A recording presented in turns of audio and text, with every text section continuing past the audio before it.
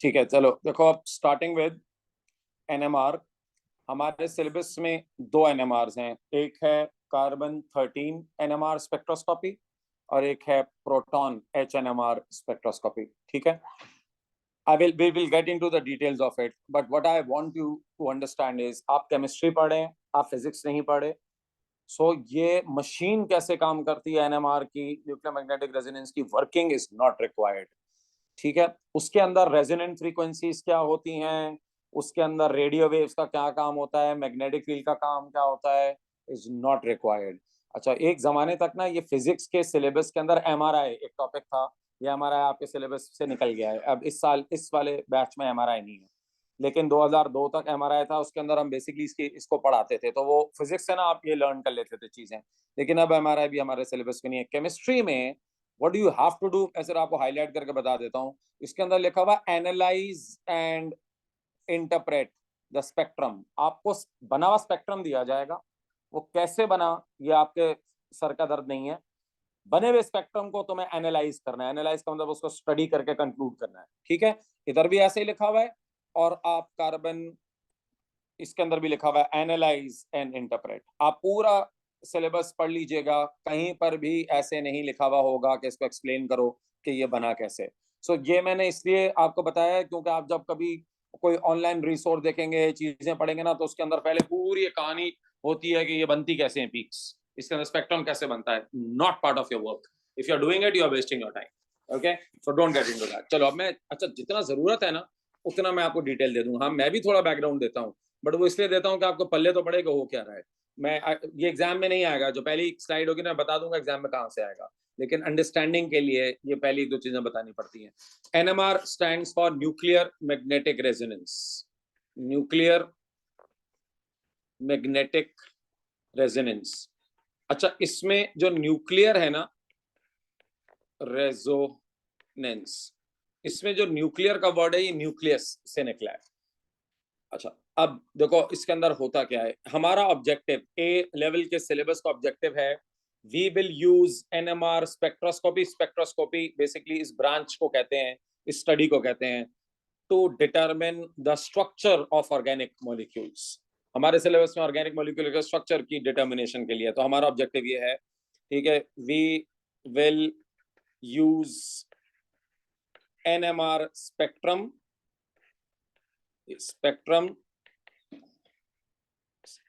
to identify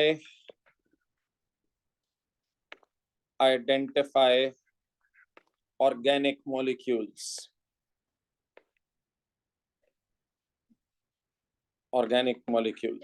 ठीक, ये हमारे सिलेबस का स्कोप है, पहली चीज।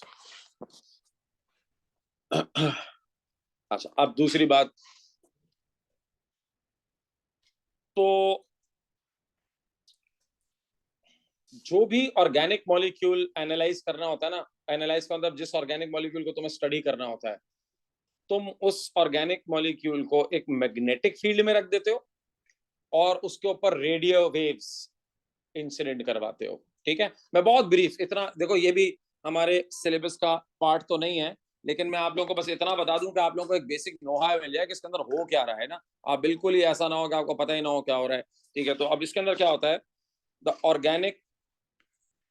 Organic molecule to be analysed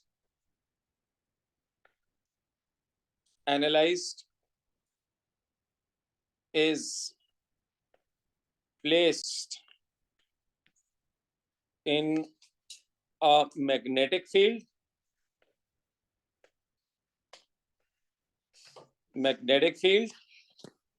and radio waves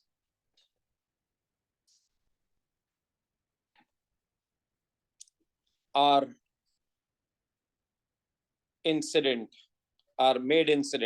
made to fall, या कह लो, या made to fall on organic compounds, on the compounds। अच्छा सर, अब ये असल बात यहाँ पर ये है, ये वाली बात, इसका नाम जहां से आया ना, न्यूक्लियर मैग्नेटिक रेजोनेंस। ये जो रेडियो वेव्स होती है ना, ये जो आपके न्यूक्लियाई ऑफ एटम्स होते हैं, उठाओ इसको,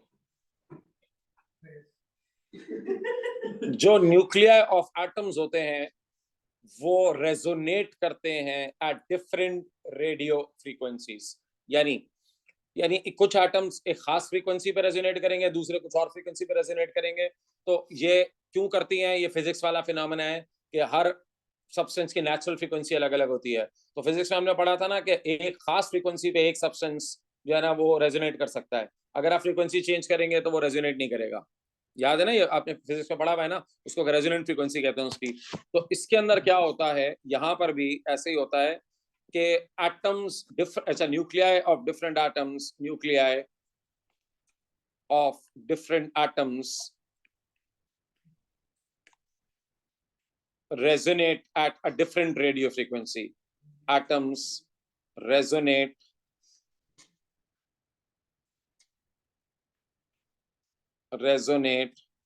at a different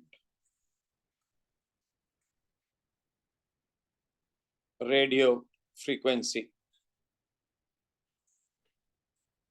ठीक है, ये फ्रीक्वेंसी इसका हम इस्तेमाल कर लेते हैं इसकी डिटेक्शन में। अब वो कैसे करते हैं, क्या करते हैं, मैंने आपसे कहा ना वो हमारे सिलेबस का पार्ट नहीं, इनफैक्ट ये भी नहीं है, जैसे मैं आपको बैकग्राउंड दे रहा हूँ।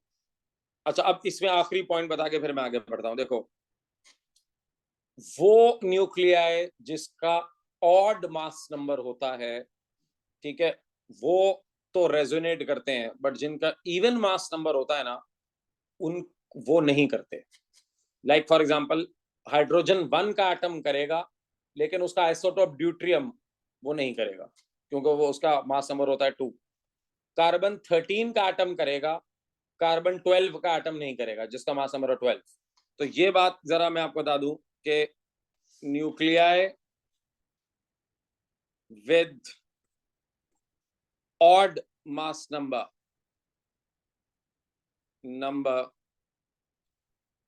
will resonate, but with even mass number will not resonate.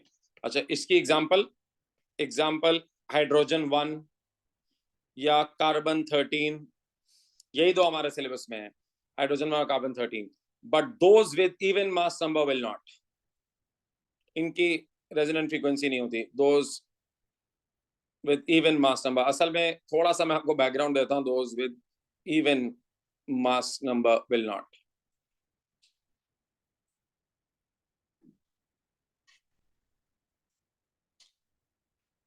will not resonate. इसकी मैं एग्जांपल दूं, इवन कार्बन 12 मैंने अभी कहा ड्यूट्रियम, और हम ना इसका इस्तेमाल देखेगा, हम अपने फायदे के लिए इसका इस्तेमाल कर लेंगे। एग्जांपल, इसकी एग्जांपल क्या है, एग्जांपल ड्यूट्रियम, हाइड्रोजन का ये जो ड्यूट्रियम वाला आइसोटोप है 2, ठीक है, या कार्बन 12, ये नहीं करेंगे, ड्यूट्रियम या कार्बन 12, ठीक है। अच्छा चलो, अब जरा ये तो हो गया इसका बैकग्राउंड बच्चों, एक सेकंड, चलो। अच्छा, अब इसमें हम लोग स्टार्ट करते हैं जी कि ये सिलसिला शुरू कर सकते हैं। ये तो मैंने आपको बैकग्राउंड बता दिया, अब जरा समझे। पहले हम स्टार्ट करते हैं विद HNMR, जिसको कहते हैं proton NMR। H1NMR stands for hydrogen NMR या प्रोटॉन NMR। इसके अंदर हम लोग H1 के एटम्स को बेसिकली रेजोनेट करवाते हैं, ठीक है। अच्छा सर, अब इसके अंदर जरा की पॉइंट समझिए। सबसे पहला काम ये होता है कि आप एक रेफरेंस कंपाउंड यूज करते हैं ना। अब एक एक करके पॉइंट समझाता जाऊंगा, जब पूरी बात समझा लूंगा ना फिर सवाल पूछना। अभी बीच में सवाल तुम पूछोगे ना तो वो तुमको इसलिए नहीं रेलेवेंट होगा क्योंकि मैं आगे जाके वो बता ही दूंगा। तो जरा पहले मुझे पॉइंट वाइज समझाने देना। सबसे पहले बच्चों, हर NMR में ना एक रेफरेंस मॉलिक्यूल डाला जाता है, उसको कहते हैं TMS, ठीक है। पहले सुन लो। अच्छा, a reference molecule called इसका पूरा नाम बता देता हूं, टेट्रा मिथाइल साइलेन, मिथाइल साइलेन इसका शॉर्ट फॉर्म है, ठीक है, दैट इज टीएमएस। सबसे कॉमन आप देखें टीएमएस टीएमएस टीएमएस ही लिखा हुआ नजर आएगा आपको, नाम तो बहुत कम इस्तेमाल होता है, हम शॉर्ट फॉर्म यूज करते हैं टीएमएस। ठीक है, पहले reference molecule called tetramethylsilane is used in all NMR, in NMR spectroscopy. और इसका क्या फायदा है? Spectroscopy which will produce a peak, which will produce a peak, और हम इसको खुद ही वैल्यू असाइन कर देते हैं जीरो की, ठीक है, गिवन या assign a value of zero, assign a value of zero। Sir देखें इसका मतलब जीरो पे, जीरो वैल्यू पे हमेशा आपको एक पीक नजर आएगी। अच्छा, कभी कभार वो ऐसा करता है कि वो पीक अगर जीरो पे नहीं दिखाए ना, लेकिन उसके बावजूद जीरो का मतलब भी यही है कि जहां टी इस कंपाउंड की पीक बनती है। तो ये हर एनएमआर के अंदर पहले आप टीएमएस डालते हैं, टीएमएस की जो पीक होती है ना, जिस जगह आती है, हम कहते हैं ये जीरो वैल्यू है, ठीक है। अच्छा, अब आपके जहन में सवाल आ रहा होगा, सर ये टीएमएस ही क्यों, दुनिया का कोई और कंपाउंड क्यों नहीं? सो इसका जवाब मैं वैसे एंड में आपको लिखवा दूंगा, अभी आपको समझाने के लिए बता देता हूँ। असल में टीएमएस की जहां पीक बनती है ना, वहां किसी और कंपाउंड की पीक नहीं बनती, ठीक है, किसी और रीजन की पीक नहीं बनती। तो ये ना किसी और के साथ इंटरफेयर नहीं करता, ये बिल्कुल दूर जाके कोने में किसकी पीक बनती है। तो हम ये कहते हैं कि the peak will not interfere with other peaks. एक दूसरा, ये इनर्ट है, रिएक्टिव भी नहीं है, तो ये किसी ऑर्गेनिक मॉलिक्यूल के साथ रिएक्ट वगैरह भी नहीं करता। दूसरा, जो आप सॉल्वेंट यूज करते हैं ना, उसका उसके साथ भी इंटरेक्ट नहीं करता। तो इसके बहुत सारे फायदे हैं, जिसकी वजह से हमने इसको एज अ रेफरेंस यूज किया है। तो अभी याद रखो कि इसका जो स्पेक्ट्रम होगा ना, या ग्राफ होगा आसान लफ्जों में, इसका जो स्पेक्ट्रम होगा उसका जो जीरो है वो किसकी पीक होती है? टीएमएस की, ठीक है। तो आप उसको एक तरीके से देखे भी नहीं, वो तो एक स्टैंडर्ड है, इसका स्टैंडर्ड पीक, ठीक है, ये आपकी स्टैंडर्ड पीक है, स्टैंडर्ड पीक। यहां तक बात समझ में आई? अच्छा, अभी मैं आप लोगों को इसका ग्राफ दिखाऊंगा, पहले जरा कुछ फैक्ट्स बता दूं। अब सर, जब तुम कोई ऑर्गेनिक मॉलिक्यूल डालोगे, ऑर्गेनिक मॉलिक्यूल जब डालेंगे आप, तो कितनी उसकी पीक्स बनेंगी। अब कितनी पीक्स बनेंगी, ये अब असल बात शुरू हो गई है। अब यहां से ठीक से फोकस करना हर पॉइंट पे, ठीक है। Now each proton environment, proton का मतलब होता है हाइड्रोजन का, ये one hydrogen, environment, environment in an organic molecule, organic molecule forms a peak, ठीक है। each proton environment in an organic molecule forms a peak। now guys, असल बात ये, आप प्रोटॉन एनवायरनमेंट्स को रिकॉग्नाइज करें, इस पे सवाल भरे हुए हैं आपके पास से। now आपके जहन में सवाल आ रहा होगा, sir what do you mean by a proton environment, ठीक है सर, क्या मतलब है ईच प्रोटॉन एनवायरनमेंट? तो जरा मैं आपको इस पे फोकस करता हूँ, ये आपके सिलेबस का पार्ट है। चलो इसकी एग्जांपल देखते हैं। एग्जांपल ये लिख लिया सबने? इसकी एग्जांपल सर, अब ये ठीक से मैं कह रहा हूँ, ये सारी एग्जांपल ठीक से समझिएगा। एग्जांपल नंबर 1, एक कंपाउंड है CH3 CH2, ये मैं जरा अभी हाइड्रोजन बना देता हूं, फिर CH2 Br, या Cl कर दो, चलो Cl कर दो, Cl, अभी Cl से स्टार्ट करते हैं। CH3 CH2 CH2 Cl, ठीक है। जरा इसके अंदर मैं आपको बताऊं, हाउ मेनी प्रोटॉन एनवायरनमेंट्स, इसमें कितने प्रोटॉन एनवायरनमेंट्स हैं। सबसे पहले देखो, ये जो पहला कार्बन है, इस कार्बन की बात कर रहा हूं, इसके साथ कितने हाइड्रोजन लगे हुए हैं? 3। ये तीनों एक ही एनवायरनमेंट के हैं ना, ये तीनों एक ही कार्बन से लगे हुए हैं, तो एक ही जगह के जो प्रोटॉन्स होते हैं ना, उसको हम कहते हैं they are of the same environment. ठीक, तो सर ये इसका एक पहला प्रोटॉन एनवायरनमेंट है, ये इसका one proton environment, first proton environment ये है इसका। ठीक है, फिर इसके बराबर में एक लगा हुआ है, इसके साथ कार्बन के साथ कितने हैं, सेकंड वाले कार्बन के साथ कितने हैं, इसके साथ 2 हाइड्रोजन्स हैं। ठीक है, तो ये दूसरा प्रोटॉन एनवायरनमेंट, ये दोनों H एक ही एनवायरनमेंट के हैं। ठीक, इसके साथ तीसरा ये 2 हाइड्रोजन, ये इसके तीसरा प्रोटॉन एनवायरनमेंट। अब बहस क्या है, आप कहेंगे लेकिन सर वो दोनों CH2 हैं। ठीक है, सेकंड लास्ट और लास्ट वाला कार्बन दोनों CH2 है, लेकिन भाई दोनों में फर्क क्या है। अब देखो, जब आप प्रोटॉन एनवायरनमेंट को रिकॉग्नाइज करते हैं ना, तो आपको सिर्फ ये नहीं देखना होता वो दोनों एक जैसे हैं, जाहिर है वो दोनों CH2 हैं। ठीक है, लेकिन एक जो CH2 है उसके बराबर में Cl भी लगा हुआ है, तो वो जो बराबर वाला जो Cl है ना, वो एक अलग प्रोटॉन एनवायरनमेंट है, वो सेम नहीं है। क्यों, अगर अच्छा देखो, सेम प्रोटॉन एनवायरनमेंट तब होता है जब वो दोनों भी एक जैसे हों और उनके एडजेसेंट एटम्स भी एक जैसे हों। ठीक है, अगर उनके दोनों पड़ोसी भी एक जैसे होंगे ना, तो हम कहेंगे यार ये दोनों सेम एनवायरनमेंट है। मैं अभी आपको अगली एग्जांपल दूंगा। तो यहां पर देखो, इसके कितने हैं, इसके 3 प्रोटॉन एनवायरनमेंट्स हैं, 3 प्रोटॉन एनवायरनमेंट्स। तो इसकी जो पीक्स होंगी, सो 3 पीक्स, ठीक है, ऑफ दिस कंपाउंड।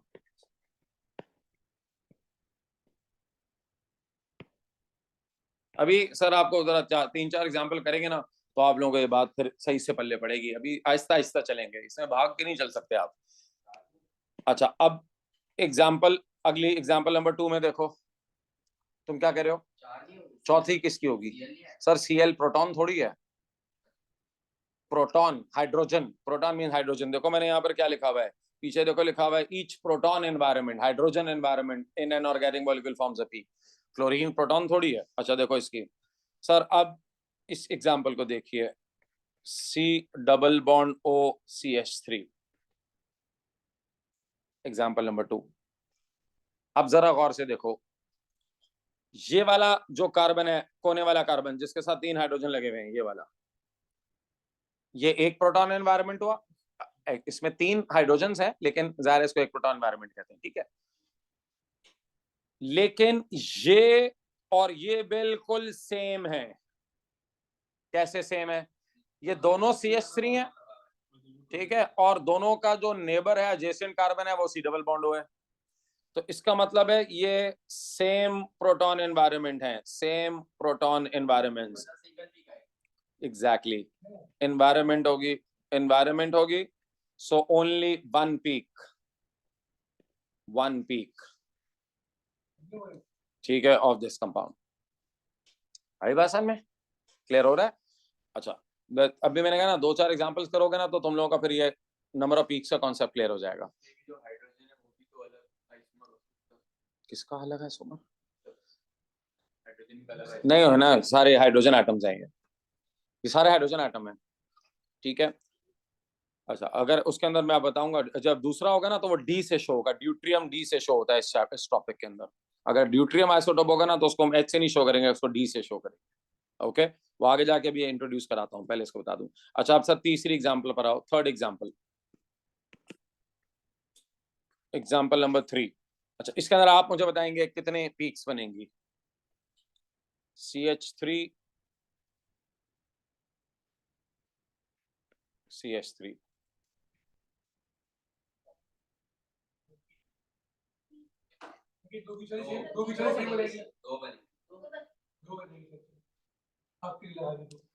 मेरे लिए नहीं बेटा, अपने लिए लगाओ 2 पीक्स। ये वाला जो CH3 है और ये वाला CH3, ये सेम है, ये सेम एनवायरनमेंट है। ठीक है, ये दोनों सेम है, और इसी तरीके से ये CH2 और ये CH2 भी सेम है। क्यों सेम है, समझ में आ रही है बात, ये सेम एनवायरनमेंट्स है।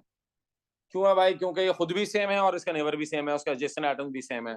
सो आपके पास टोटल पीक्स कितनी बनेगी इसके अंदर, 100 2 peaks, इसके अंदर होगी 2 peaks of this compound. So 2 peaks of this compound. Peaks का कौन सा सर में आया? Peaks कैसे बनेंगी? क्लियर हो गई ये बात? अच्छा भाई, तो अभी हम जाहिर है हमारा पूरा काम ही यही है कि हम इसको आगे जाके इसके बहुत सारी एग्जांपल्स करेंगे। देखो ये मैं हमेशा कहता हूँ, इसके जो क्वेश्चंस है ना वो पजल्स की तरह है। मैं पहले दिन से आपको बता रहा हूँ, जो आप जितने ज्यादा सवाल करेंगे ना आपको पजल सॉल्व करना आता जाएगा। हर क्वेश्चन के अंदर एक अलग ट्रिक होती है, तो आप लोग जैसे जैसे जैसे जैसे प्रैक्टिस करेंगे तो आप फिर वो एक्सपर्टीज आती जाएंगी कि अच्छा इसमें काम कैसे होता है। चलो पहले तो आपका नंबर ऑफ प्रोटॉन एनवायरनमेंट का कॉन्सेप्ट क्लियर हो गया। अब दूसरा, इसका स्पेक्ट्रम कैसा दिखता है, फिर उसके अंदर बाकी चीजें क्या मीन करती हैं आपको बताता हूँ। अच्छा, अब मैं आपको इंट्रोड्यूस करा रहा हूं लो रेजोल्यूशन एनएमआर। देखो भाई, लो रेजोल्यूशन एनएमआर, एचएनएमआर।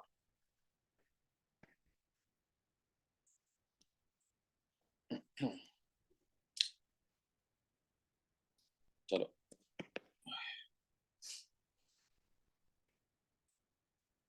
इसमें ना आपके पास पीक्स आती हैं, लेकिन अच्छा देखो, लो रेजोल्यूशन एनएमआर ना एग्जाम में नहीं आता ही नहीं है।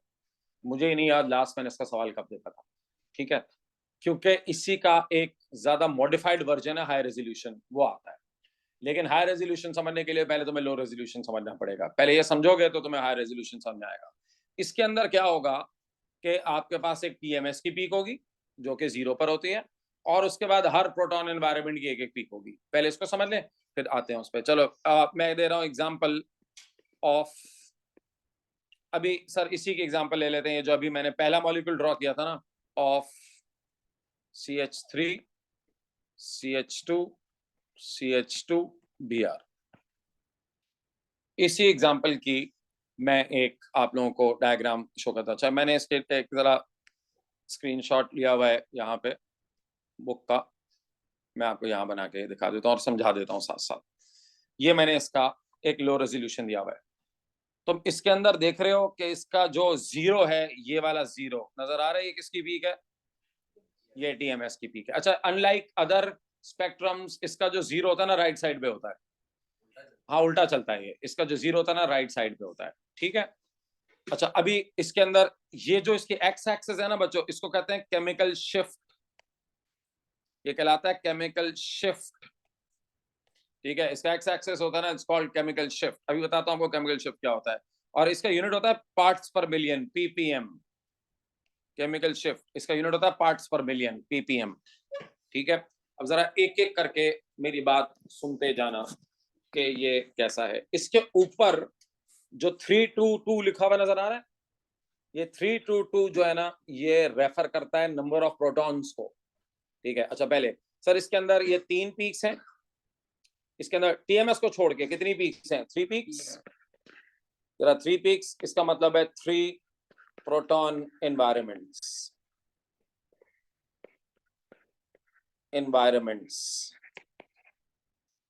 ठीक है। ये सारी चीजें एक एक करके बताता हूं। अब दूसरा सवाल आपके जहन में आएगा कि सर ये जो एक्स एक्सिस के वैल्यू है केमिकल शिफ्ट, हमें कैसे पता चलेगा कि किसकी केमिकल शिफ्ट वैल्यू क्या होगी? Now every peak have a chemical shift value जिसकी रेंज आपको डाटा बुकलेट में गिवन होती है। तो उस डाटा बुकलेट से रेंज देख के आप डिसाइड करते हैं कि वो कौन सी प्रोटॉन एनवायरनमेंट की पीक है। तो अब अगला पॉइंट मैं आपको बताता हूँ, ठीक है। Each proton environment have a specific range of data shift, तो ये chemical shift.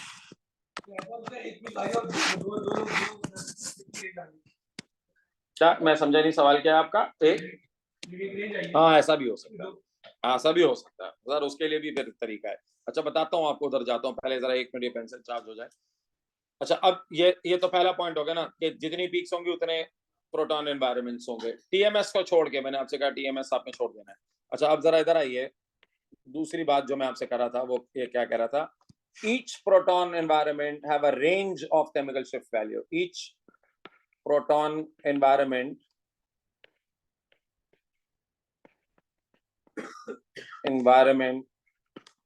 will have yeah, have a range of chemical shift value which is given in the data booklet. Proton environment will क्यों लिखे जाना बाद में, have a range और chemical shift value, वो environment से हो जाता है ना, each है, चलो environment है तो ठीक है, a range of chemical shift value given in data booklet. मैं अभी आपको दिखाता हूँ, बाहर से रिमोट लेकर आए। अच्छा, आपको मैं बार बार अभी तो खैर याद हो गया होगा, डाटा बुक आपको नहीं मिलेगी आपको ये, लेकिन पूरा टेबल जो है ना इसका वो मिल जाएगा। मैं आपको वो टेबल भी दिखा देता हूँ इसका, किसकी बात कर रहा हूँ। तो आप लोगों को डाटा बुकलेट में बच्चों ये डाटा बुकलेट से मैंने कॉपी पेस्ट कर दिया है, ये आपको मिलेगा, ठीक है। अब जरा मैं इसको यूज करके समझाता हूँ कि वहां पर कौन सी वैल्यू किसकी थी। अच्छा, एक और, अच्छा तीसरा फैक्ट भी लिख दूं, फिर उसके बाद मैं आपको समझाता हूं। अच्छा, आप मुझे कहेंगे सर ये शिफ्ट का मतलब क्या है? शिफ्ट का मतलब होता है ये टीएमएस से कितनी शिफ्टेड है। असल में एक्चुअली इसका मतलब ये है, ये shift means, chemical shift means the difference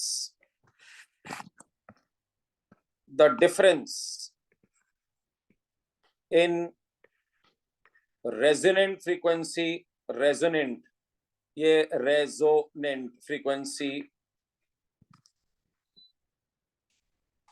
of, अच्छा मैं अगली स्लाइड पे लिख देता हूं, यहाँ जगह कम है। Shift, chemical shift is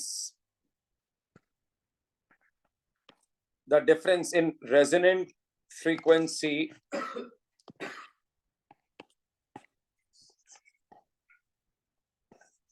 of TMS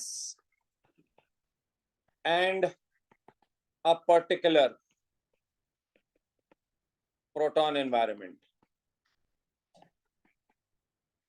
मैं आप लोगों को जरा समझाता हूं इसको। एनवायरमेंट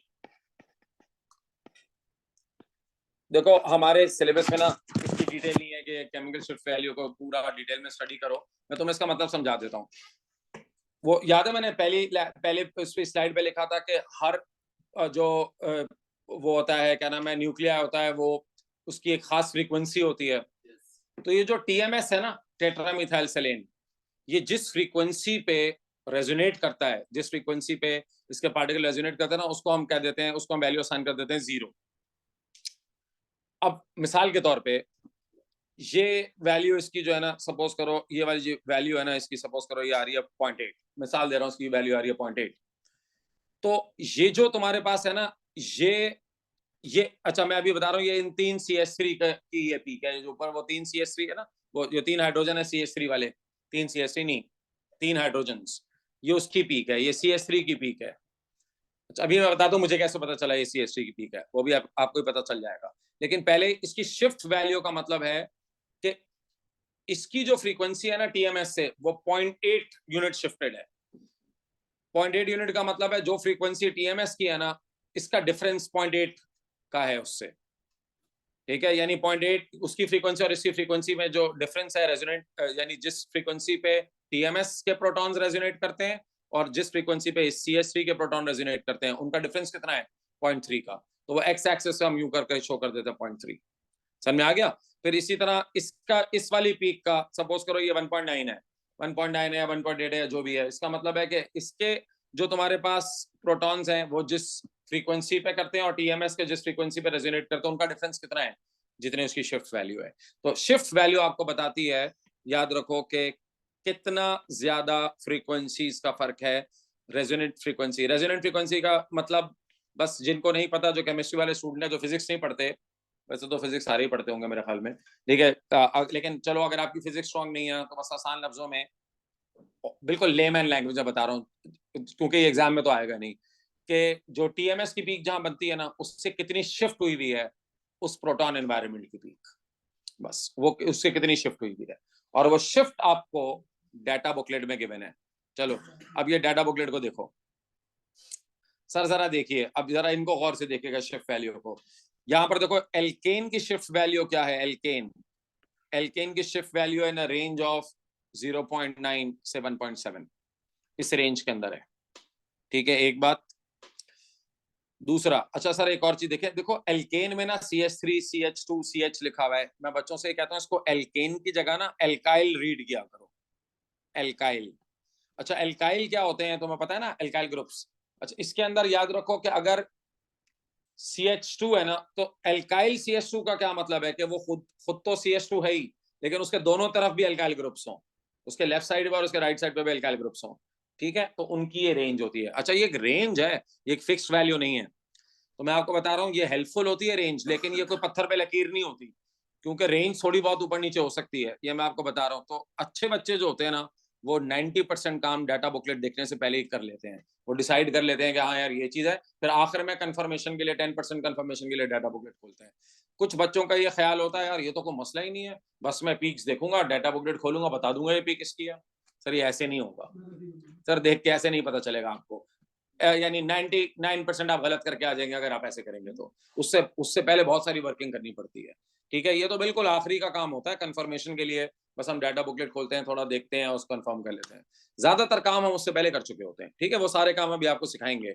अच्छा सर अब आ जाइए, अच्छा जरा देखो, एक है ये देख रहे हो, alkyl next to C double bond हो, alkyl next to aromatic, aromatic ring मतलब benzene ring, alkyl next to electronegative element, आ रहे हैं नजर। तो अब हम अपने कंपाउंड पे जाते हैं, जरा आते हैं सर अपने कंपाउंड पे। ये जो CH3 की पीक है, ये वाला जो CH3 है, सर आपके ख्याल में इसकी पीक किस रेंज में लाया करनी चाहिए, एल्काइल में, ठीक है। सो एल्काइल के अंदर एल्काइल की रेंज थी 0.9 से लेकर 1.7, तो ये वाली पीक रेंज में लाया कर रही है 0.9 से लेकर 1.7, ठीक है। तो इसका मतलब है ये पीक जो है ना वो इस CH3 की है, ये जो CH3 है इसकी ये वाली पीक है। अच्छा एक बात और, मुझे एक और तरीके से भी पता चल गया था कि ये इसकी पीक है, वो कैसे, sir area under the peak is proportional to the number of protons in an environment. Area under the peak is proportional to number of hydrogens या और protons, ठीक है, in an environment.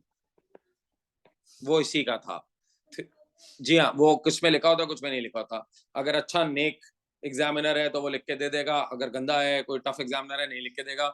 दोनों तरह के क्वेश्चन है, कुछ में लिखा हुआ होता कुछ में नहीं लिखा हुआ होता।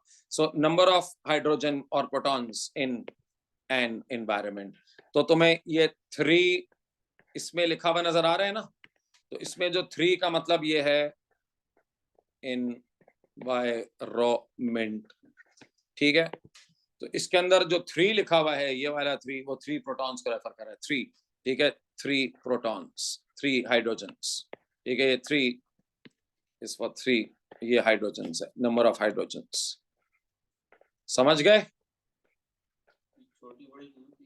सर अभी तो बताया है, तुम क्या नशा करके बैठे हुए हो, अभी मैंने क्या बताया है कि एरिया अंडर द पीक किससे प्रोपोर्शनल है, ठीक है। सो ये हो गई इसकी। अब आप मुझे बताइए, आप खुद डाटा बुकलेट को देख के जरा बताएं। अच्छा यार इसको ना CL कर लो, अभी BR छोड़ दो, इसको CL कर लो जरा, CL किसी वजह से कह रहा हूं मैं। सर आपके ख्याल में अब ये 2 CH2 रह गए ना, आप बताइएगा कौन सी पीक किसकी है, ठीक है, क्योंकि वो दोनों उस पे दोनों पे 2-2 लिखा हुआ है ना। अब आप मुझे बताइए कि कौन सी पीक किसकी है, मैं डाटा बुकलेट खोल रहा हूँ। जी हाँ सर, क्योंकि जो CH2 next to electronegative element है ना, alkyl next to electronegative element, देख रहे हो, CH2 नेक्स्ट टू Cl, ये वाला CH2 next to Cl, sir इसकी रेंज बड़ी है, इसकी रेंज बड़ी है, तो इसलिए मुझे पता है कि ये वाला जो CH2 है नेक्स्ट टू इलेक्ट्रोनेगेटिव एलिमेंट, उसकी पीक ये है, वो दूर की रेंज में, देखो ना 3 और 4 के बीच की रेंज है वो, और फिर एक ही बच गई ना। तो सर ये वाला जो पीक है ये इसकी है, ये वाली जो पीक है ये इसकी है, समझ में आ गई बात। अच्छा कुछ बच्चे कहते हैं सर ये एग्जैक्टली यानी 1.7 से तो थोड़ी सी बाहर है। सर ये थोड़ा, मैंने कहा ना रेंज थोड़ी बहुत आगे पीछे हो जाती है, लेकिन आपको ये तो पता है ना कि उसकी छोटी रेंज है, ठीक है। अच्छा, एक और बात भी लोग मुझसे पूछते हैं, ये बात सुनो। सवाल ये करते हैं सर, वो कहते हैं सर दोनों की जब रेंज 0.9 से लेकर 1.7 है तो CH3 की 0 के करीब क्यों है और CH2 की थोड़ी दूर क्यों है 0 से, ज्यादा फर्दर क्यों है? इसका मैं आपको बताता हूँ। जितना आप इलेक्ट्रोनेगेटिव एलिमेंट के करीब होंगे ना, उतना शिफ्ट बढ़ती जाएगी। तो ये CH2 ना, ये जो वाला जो CH2 है, सेकंड वाला CH2, ये थोड़ा करीब है Cl के। आप देखें ये जरा Cl के जरा करीब आ गया। जितना आप इलेक्ट्रोनेगेटिव एलिमेंट के या जितना आप बेंजीन रिंग के करीब जाएंगे ना, उतना आपकी रेंज थोड़ी आगे होती जाएगी। तभी तो रेंज है, फिक्स वैल्यू नहीं है। वरना तो फिक्स वैल्यू होती ना, यहां बन गई। रेंज है इसीलिए क्योंकि वो इस रीजन के अंदर कहीं भी चले जाते हैं। बात समझ में आई? क्लियर हो गई? ठीक है। अभी हम जाहिर है हम और क्वेश्चंस करेंगे। अभी तो मैंने आपको कहा एक इंट्रोडक्शन करा रहा हूँ आपको मैं, ये चीजें क्या होती हैं, फिर हम और बहुत सारी एग्जांपल्स करेंगे आपको समझाने के लिए इसके अंदर। पहले लो रेजोल्यूशन एनएमआर सबको समझ में आ गया भाई? अच्छा सर, अब लो रेजोल्यूशन एनएमआर तो आता ही नहीं है, अब आता है हाई रेजोल्यूशन। तो चलते हैं हाई रेजोल्यूशन पे, असल चीज तो वहां समझनी है आपको। ठीक है, ये तो आता ही नहीं है, तो ऐसे ही आपको वार्म अप के लिए था आपके। अच्छा, अब आइए हाई रेजोल्यूशन पे।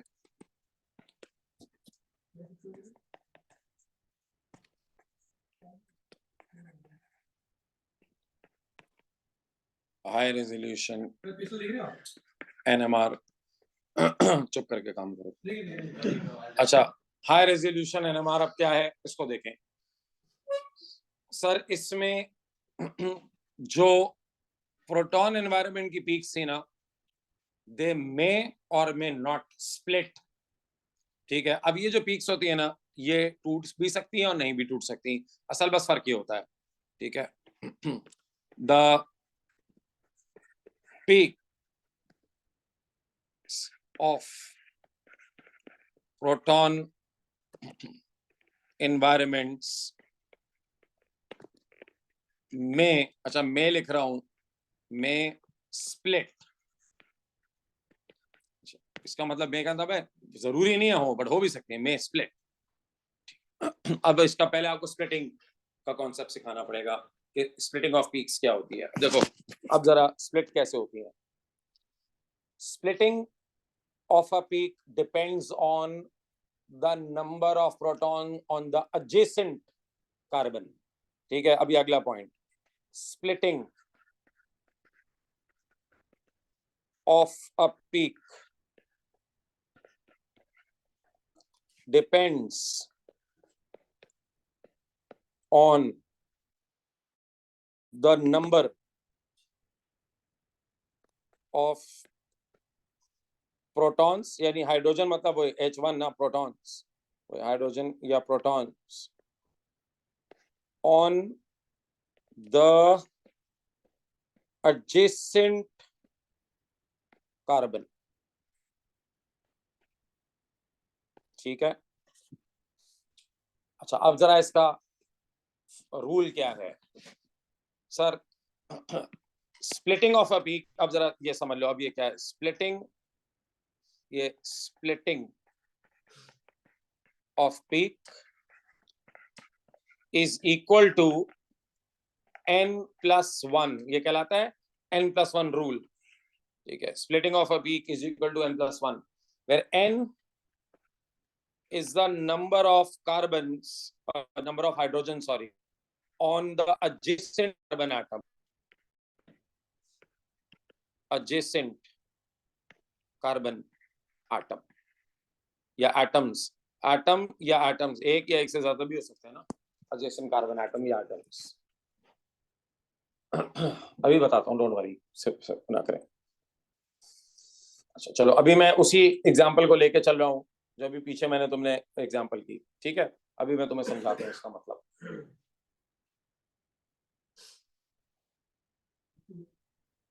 लिख रहा है ठीक।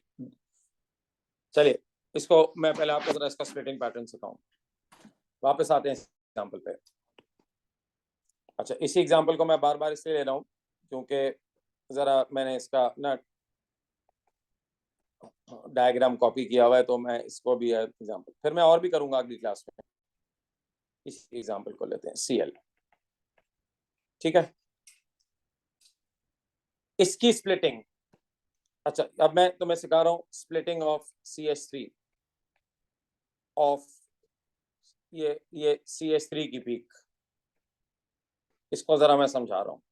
Splitting of CH3 peak, sir मुझे बताइएगा CH3 को नहीं देखो, ये पड़ोस में जो कार्बन है उसको देखो, उसके पड़ोस में जो कार्बन है उसके अंदर कितने हाइड्रोजन लगे हुए हैं? 2, ठीक है। सो इसकी जो n की वैल्यू होगी इस केस में, वो n की वैल्यू इसके किसके बराबर होगी? n की वैल्यू के पीछे क्या कहें, n क्या होता है? Number of hydrogen on the adjacent carbon atom या एटम्स। सो CH3 के नेबर में there is a CH2 next to CH3 with, तो CH2 which contain 2 hydrogens। तो देखो मैं एक दफा ना पूरा लिख लिख के छोटे बच्चों के साथ तुम्हें इससे दिखा रहा हूँ, क्योंकि बाकी कभी रिवीजन करो तो तुम्हें समझ में आ जाए मैंने क्लास में क्या किया था, क्योंकि बाद में तो किसी को देख के थोड़ी पढ़ने पड़ता है सर ने क्या किया था। ठीक है, देयर इज या देयर आर रह गए, देयर आर टू हाइड्रोजन्स, ठीक है, on carbon adjacent to CH3। तो n की वैल्यू क्या हुई adjacent to CH3, ठीक। तो n की वैल्यू देयरफॉर n की वैल्यू क्या हुई, n इज इक्वल टू 2। और नंबर ऑफ स्प्लिटिंग, इसकी नंबर ऑफ स्प्लिटिंग कितने में स्प्लिट होगी? ये splits into 3 exactly। splitting would be n+1 which means 2 plus 1 is equal to, it will split into 3। so just see a triplet exactly, the peak will split into 3, ठीक है। इसको कहते हैं triplet. अभी मैं नाम लिख दूंगा, ट्रिपलेट, कॉन्टेक्ट, सिंगलेटी अभी बताता हूँ आपको। तो ये एक टेबल बनवा दूंगा आप लोगों को। पहले समझ में आ गया ना स्प्लिटिंग। अब तुम लोग मुझे बताओगे अगली दो की स्प्लिटिंग। अच्छा सर इसकी स्प्लिटिंग एक्सप्लेन करो, इस वाले CH2 की, इसकी स्प्लिटिंग ऑफ दिस CH2 इसको एक्सप्लेन करो ऑफ दिस CH2 पीक।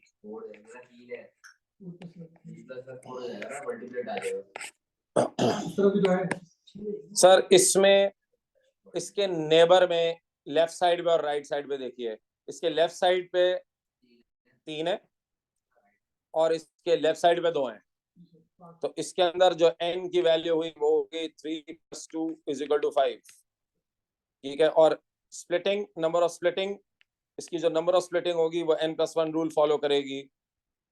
ये स्प्लिटिंग n+1 रूल, तो वो हो जाएगी स्प्लिट। देखो 6 में जो होती है ना स्प्लिटिंग, वो 5 + 1 दैट इज इक्वल टू 6, ठीक है 6। इसको हम कहते हैं, देखो हमारे सिलेबस में ना 4 तक के नाम है, सिंगलेट, डबलेट, इसके बाद ट्रिपलेट, क्वांटेट। 4 से ज्यादा जो होती है ना उसको हम कहते हैं मल्टीप्लेट। मल्टीप्लेट का मतलब है जो 5-6 होती है। वो अभी मैं आपको वो टेबल बनवा दूंगा। सर अब आखिरी, अब आप लोग मुझे बता दें ये लास्ट वाला जो है इसकी स्प्लिटिंग, इसकी स्प्लिटिंग जरा मुझे समझाओ। ये splitting of this CH2 of ये वाला जो CH2 है, जी बताइए समझाइए। सर इसके अंदर n की वैल्यू बताए ना मुझे, n की वैल्यू कितनी है? इसके अंदर भी इसके एडजेसेंट में जो कार्बन है उसके अंदर तो 2 ही हाइड्रोजन है ना। सो इसके अंदर n की वैल्यू 2 है, ठीक है। और n+1 रूल, तो नंबर ऑफ स्प्लिटिंग जो होगी इसकी वो n+1 रूल, ठीक है। 2 + 1 = 3। आया समझ में तुम लोगों को ये? ठीक है, तो ये मैंने तीनों की स्प्लिटिंग बता दी। अब इसका ग्राफ कैसा दिखता है, देखो तुम्हें ये कोई बनाने के लिए थोड़ी आते हैं, ये तो तुम लोगों को सिर्फ बने हुए होते हैं तो तुम लोगों से देखने होते हैं। तो सर इसका जो स्केच है मैं एक बुक का ही एक डायग्राम कॉपी पेस्ट कर रहा हूँ। तो यही जो देखो इन्होंने ना, ये मैंने ये वाला डायग्राम इसलिए लिया है ये समझाने के लिए कि इसके अंदर तुम देखो ये जो ब्लू वाली थी ना ये तो पिछला वाला ही था, वो तो उन्होंने उसी का वो शैडो बनाया का। लेकिन अब जो आपको नजर आएगी ना वो ये नजर आएगी, ठीक है। अब आपको ये नजर आएगी, ये स्प्लिट देख रहे हो, स्प्लिट इनटू 3, वो स्प्लिट इनटू वो मल्टीप्लेट है, वो आपके पास स्प्लिट इनटू 5 है, और वो हमारे पास जो होने वाली है स्प्लिट इनटू 3। नजर आ गया? सर में आया? हाँ बोल रहे हो ना बोल रहे हो? हाँ ठीक है। अच्छा नहीं सर अभी थैंक यू नहीं, अभी रुक जाए, एक चीज रह गई है। अब एक मैंने टेबल बनाया हुआ है, देखो पहले ना हम इसको पूरा समझाते थे कि ये जो स्प्लिटिंग का रेशो होता है ना ये क्या होता है। देखो पहले तो मैं एक टेबल है, ये टेबल बस आप बना लें, आखिरी चीज हम आज की समझते हैं। नहीं कभी भी नहीं बना, तुम कैसे बना सकते हो भाई, कोई भी इंसान का बच्चा ये नहीं बना सकता, जानवर का बच्चा बना सकता है। ठीक है तो इसका स्पेक्ट्रम मैं आपको टेबल दिखा देता हूँ जरा, ये टेबल देखें, ये एक टेबल है जिसका मैं आप लोगों को, अच्छा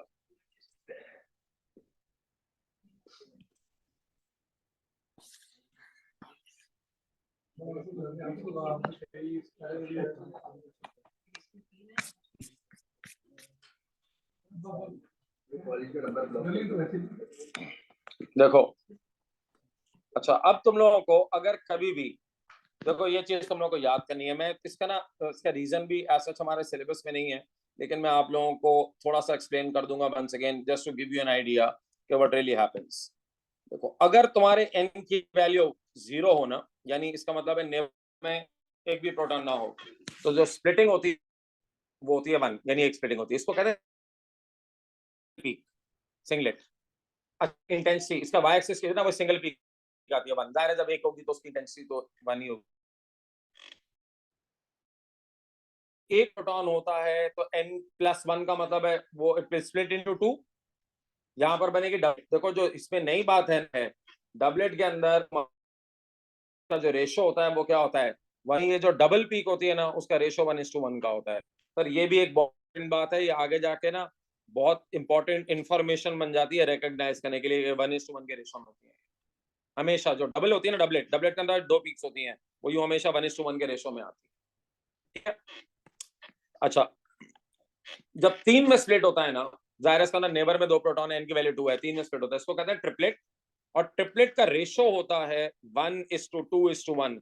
इसके अंदर देखो जो बीच वाली पीक होती है ना वो बड़ी हाइट की होती है हमेशा। तुम देखो अभी यहाँ पर भी देखो, देख रहे हो बीच वाली पीक बड़ी हाइट की है, ये 1:2:1 के रेशो में है, ठीक है। जब 4 में स्प्लिट होती है ना, इसका मतलब n की वैल्यू 3 है, इसको कहते हैं क्वार्टेट। और क्वार्टेट का जो वो होता है 1:3:3:1 का रेशो होता है, 1:3:3:1। अच्छा more than 4 peaks are called multiplet, हमारे सिलेबस में यह है कि more than 4 peaks are called multiplet, बस हम इसके लिए मल्टीप्लेट यूज करते हैं,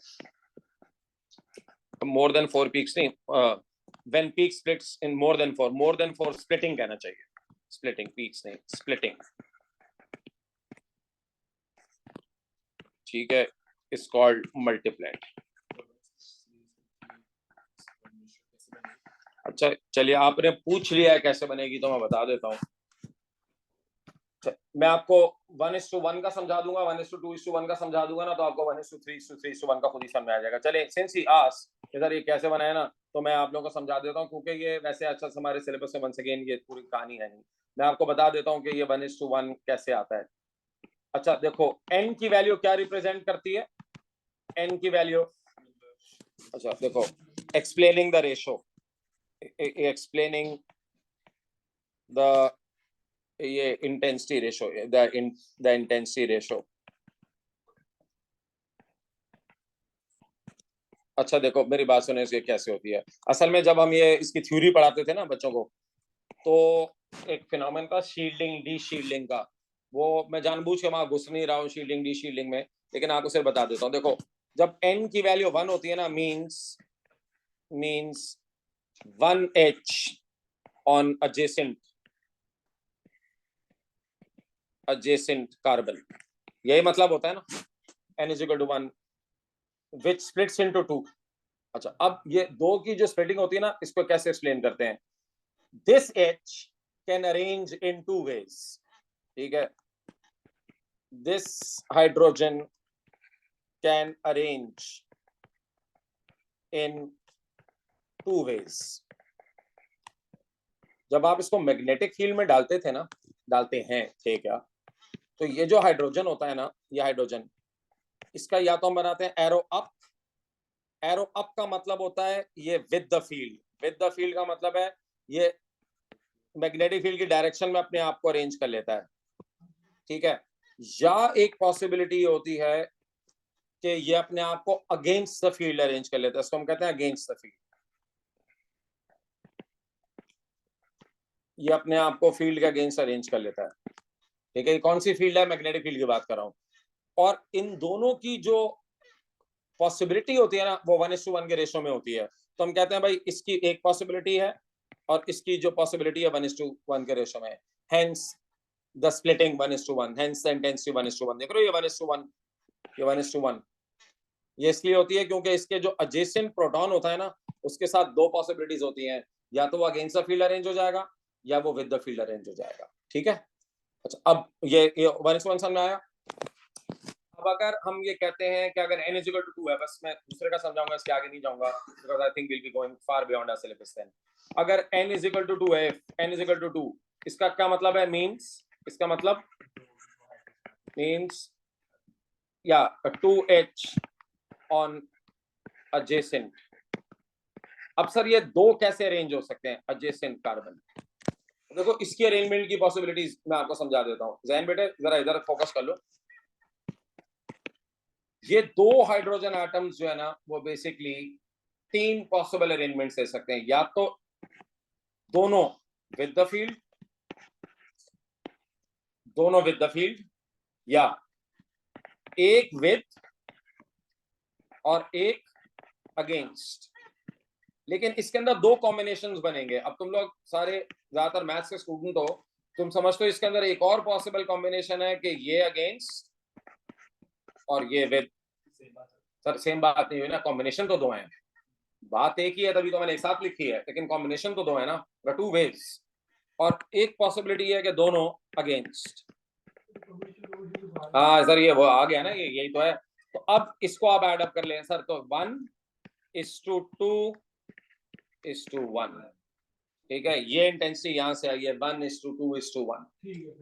इसी तरह जब आप उसको अरेंज करेंगे ना तीन वाले को, तो उसके अंदर आप देखेंगे चार कॉम्बिनेशन बनेंगे, ठीक है। उसके अंदर 1:3:3:1 के रेशो में बनेंगे। बस मैं बात जा नहीं रहा, लेकिन यहाँ पर आपको एक्सप्लेन कर दिया। क्लियर हो गया बात? चलो आज का काम ये खत्म करो, फिर अगली क्लास में।